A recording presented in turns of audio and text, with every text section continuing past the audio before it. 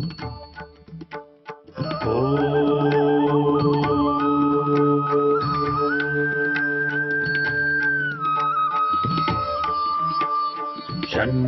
मित्रः शं वरुणः शन्नो भवत्वर्यमा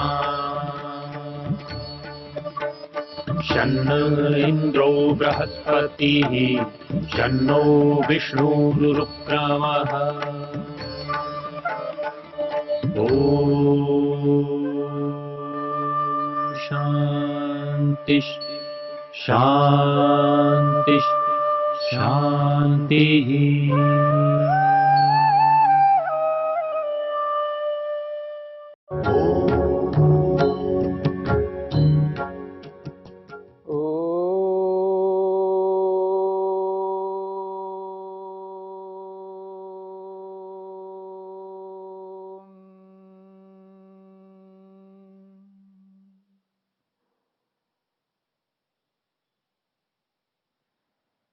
योग में मन।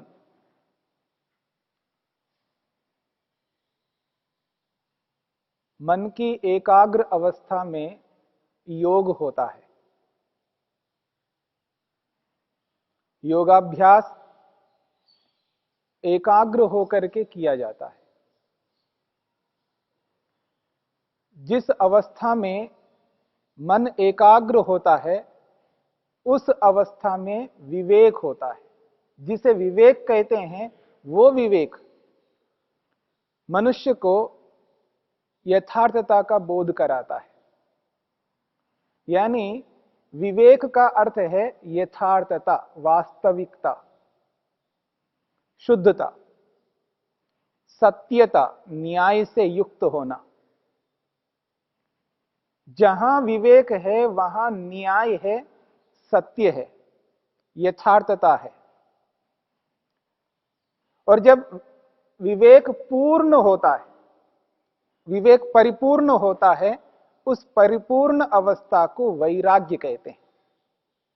जिस विवेक में भ्रांति नहीं है, भ्रम नहीं है, जिस विवेक में संशय नहीं है, जिस विवेक में निर्णय है और जिस विवेक में दृढ़ता है, अपरिवर्तनीय है, स्थिति है, जिसको बदला नहीं जा सकता, निर्णीत है, और वो निर्णीत विवेक दृढ़ है, डिग नहीं सकता, हट नहीं सकता, बदल नहीं सकता, उस परिपूर्ण स्थिति का नाम ही वैराग्य है। जो यथार्थ ज्ञान है उसी का नाम वैराग्य है। विवेक की पूर्ण अवस्था को ही वैराग्य कहते हैं। विवेक का अर्थ है ज्ञान, यथार्थ ज्ञान। और जब वो यथार्थ ज्ञान परिपूर्ण हो जाता है, यानी जिसमें संशय नहीं होता, जब व्यक्ति ज्ञान करता है तो उसमें संशय नहीं होना है और उसमें भ्रम भी उत्पन्न नहीं होना है, और वो निर्णीत होना चाहिए। ज्ञान बाद में चल करके बदलने वाला नहीं होना चाहिए।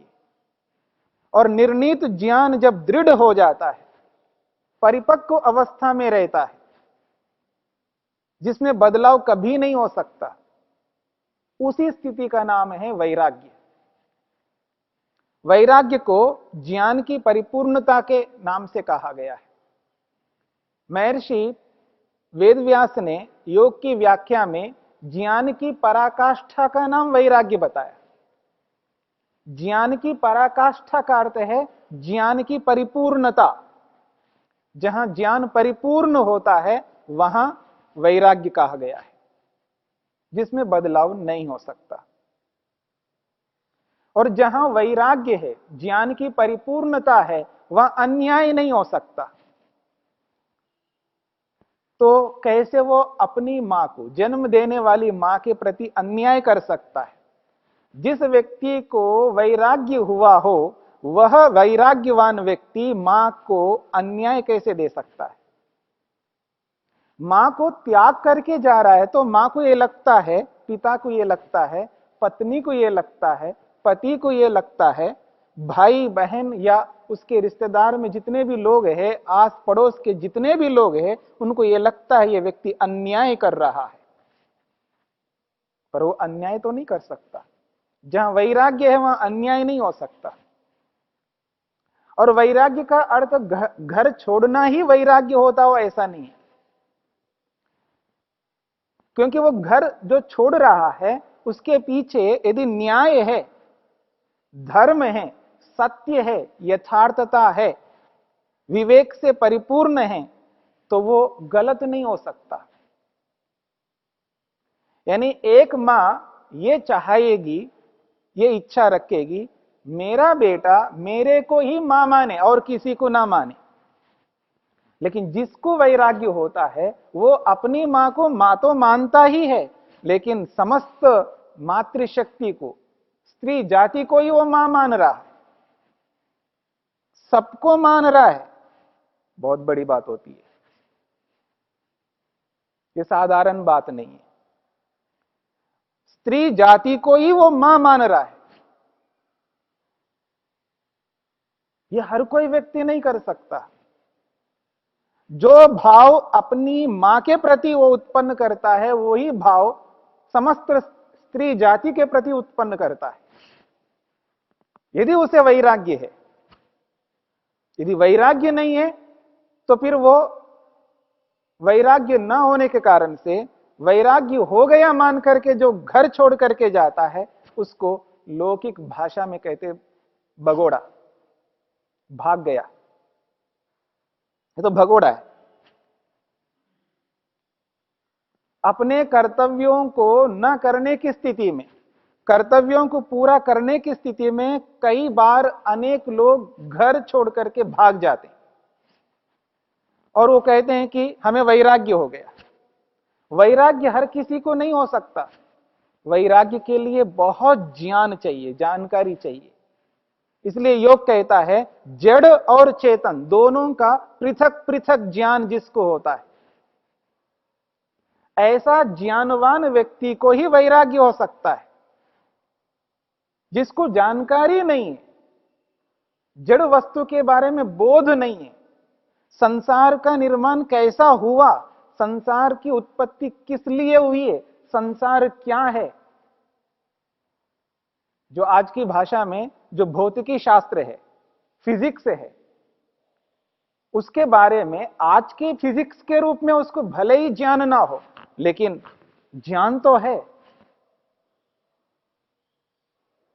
अगर उसको भौतिकी ज्ञान उसके पास है, यानी जड़ वस्तु के बारे में जानता है, इतना ही नहीं चेतन वस्तु के बारे में जानता है, दोनों के बारे में जानता है, तत्वों का बोध है उसको, यथार्थता को जानता है, उसे विवेक होता है, उसे वैराग्य होता है। हर किसी व्यक्ति को नहीं हो सकता है। कोई व्यक्ति कहे कि यह अनपढ़ व्यक्ति है तो उसको वैराग्य नहीं हो सकता। अगर उसे वैराग्य है तो वो अनपढ़ नहीं हो सकता। ये अलग बात है, वो स्कूल नहीं गया, लेकिन बोध यदि है उसको, सत्व क्या है, पुरुष क्या है, जड़ क्या है, चेतन क्या है, और चेतन को चेतन समझता है, जड़ को जड़ समझता है, और जड़ को जड़ के रूप में परिपूर्णता से समझता है, चेतन को चेतनता को परिपूर्णता से समझता है, तो उसको विवेक है, वैराग्य उसी व्यक्ति को होगा। हर किसी व्यक्ति को विवेक नहीं होता है, हर किसी व्यक्ति को वैराग्य नहीं होता है। और जब विवेक वैराग्य जिस व्यक्ति को है तो उसके जीवन में एकाग्रता है। इसलिए वसुधैव कुटुंबकम कहा उसके लिए। जिसको वैराग्य होता है सारा का सारा संसार उसके लिए अपना है, कोई पराया नहीं होगा।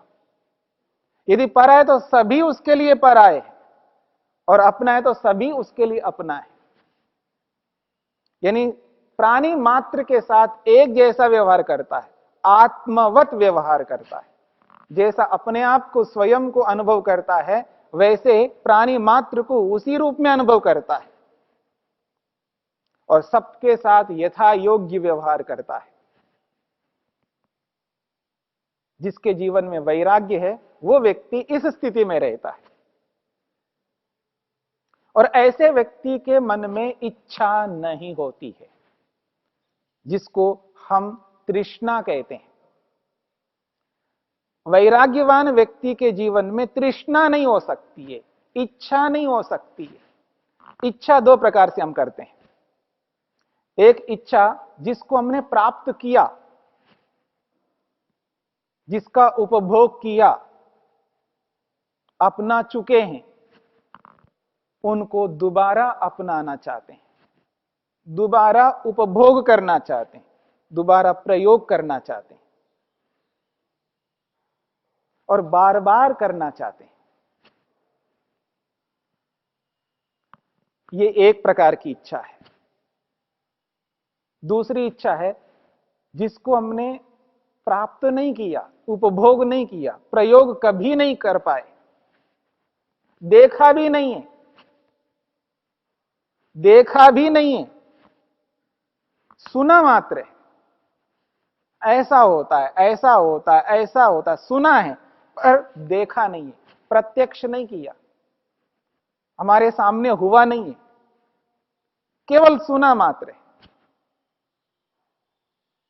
चाहे वो शास्त्र के माध्यम से, चाहे किसी पत्र पत्रिकाओं के माध्यम से, किसी न किसी माध्यम से हमने सुना, हमारे कानों में उसके बारे में जो भी बातें हैं वो गई हैं, श्रवण किया, किसी न किसी रूप में सुना है पर देखा नहीं है। अनुभव तो बहुत दूर की बात है। उनके प्रति भी इच्छा होती है, कामना होती है, अभिलाषा होती है।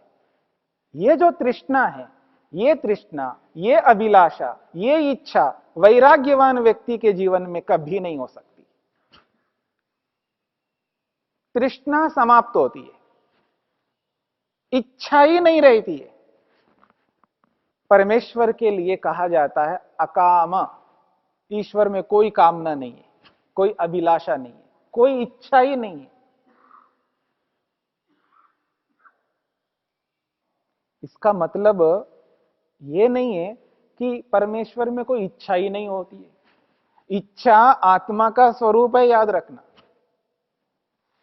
इन दो बातों को समझना है। इच्छा आत्मा का स्वरूप है। जब तक आत्मा है तब तक इच्छा होगी। और ईश्वर तो ईश्वर है और उसमें इच्छा ना हो, ये हो नहीं सकता। लेकिन इच्छा दो प्रकार से होती है। इच्छा दो प्रकार से होती है। एक अप्राप्त को प्राप्त करने की इच्छा होती है।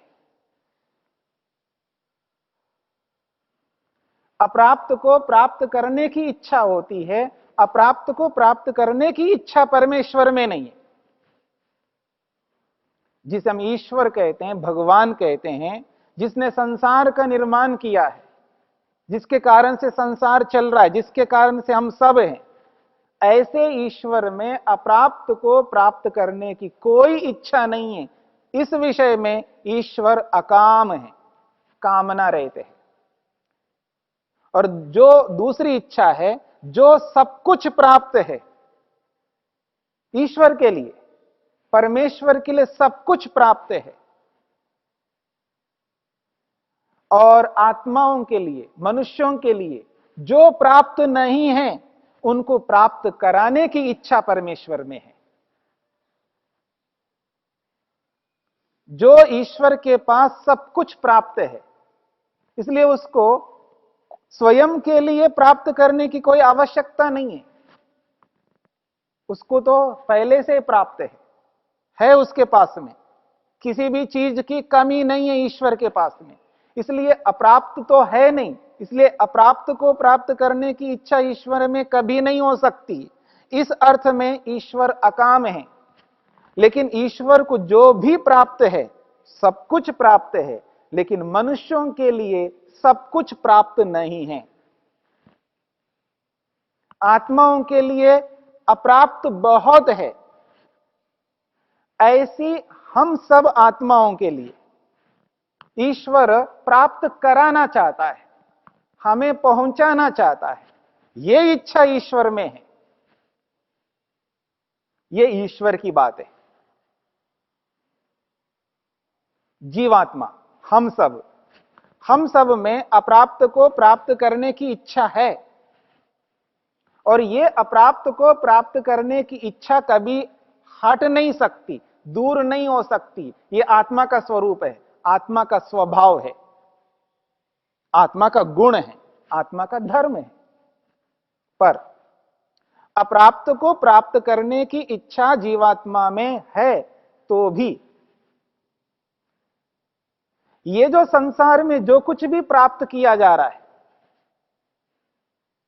संसार में जो कुछ भी प्राप्त किया जा रहा है, वो क्या प्राप्त किया जा रहा है? जो संसार में है,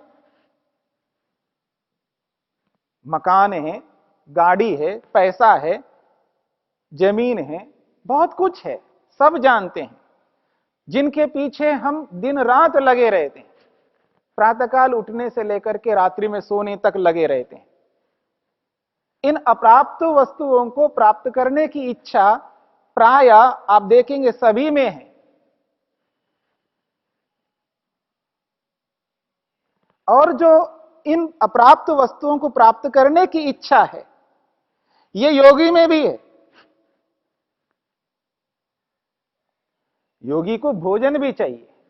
जो योगाभ्यासी एकाग्र अवस्था को प्राप्त हुआ है, जो विवेक को प्राप्त किया है, जिसने अपने जीवन में वैराग्य को धारण किया है, उस व्यक्ति को भी भोजन की इच्छा है, कपड़ों की इच्छा है, मकान की इच्छा है, गाड़ी की इच्छा है, रूप, रस, गंध, स्पर्श, शब्द, इन सबको पाने की इच्छा है,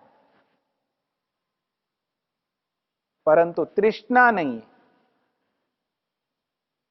इस बात को हमें समझना है।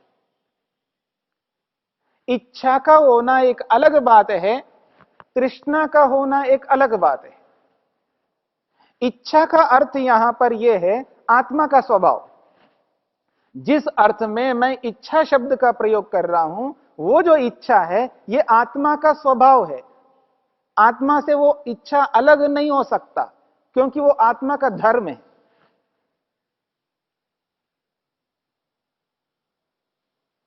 लेकिन उस इच्छा के साथ में भ्रम जुड़ जाता है, भ्रम, भ्रांति।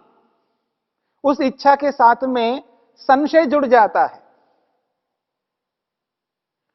तब वो इच्छा तृष्णा के रूप में परिवर्तित हो जाती है।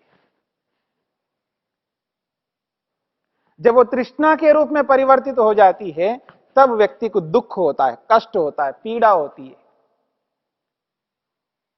क्योंकि अप्राप्त को प्राप्त करने की जब तृष्णा होती है और वो प्राप्त नहीं होती है, तो दुख होता है, कष्ट होता है, पीड़ा होती है। ये योगी को नहीं हो सकता। बस इस बात को हमें पकड़ना है, इस बात को समझना है, इस तृष्णा को, इस इच्छा को थोड़ा एहसास करना है।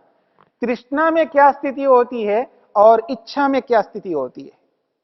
जब दोनों का भेद व्यक्ति को समझ में आ जाएगा और वो भेद को एहसास करने लगता है, इसका नाम तृष्णा है और इसका नाम इच्छा है। इच्छा का रखना आत्मा का स्वभाव है, उस इच्छा को दूर नहीं कर सकते, लेकिन उस इच्छा में भ्रम उत्पन्न नहीं कर सकते। उस इच्छा में भ्रांति होनी नहीं चाहिए, उस इच्छा में संशय नहीं होना चाहिए। लेकिन उस इच्छा में ये जुड़ जाते हैं, तब वो तृष्णा बन जाती है और वही तृष्णा व्यक्ति को दुख देने लगती है। और वो दुख योगी कभी नहीं उठा सकता। इस बात को हमें समझना है।